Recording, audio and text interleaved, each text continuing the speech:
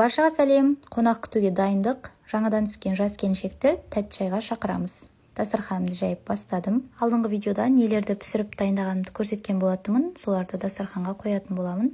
Негізі қонақ шақырған кезде барлығын өзім үйден дайындауға тырысамын.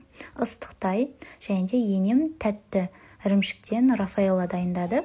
Салат жоқ қой деп жатқан қыздар, салатты да енем дайындап берді. Дастарханым дайын, барлығын қойдым, пісірген түсіргенімді. Ал енді өзімнің киімімді ауыстырып алуым керек деп чик етіп ауыстырып алдым. Әп-әдемі келіншек болып қалдым қыздар. Сосын дастарханымды бір-бір тексеріп шықтым. 2 қасық кесемді қойып, барынша дастарханымды күштілеп дайындауға тырыстым. Қолдан келгенше барлығын өзім пісіріп. Осы орайда сіздерден сұрағым келіп отыр да.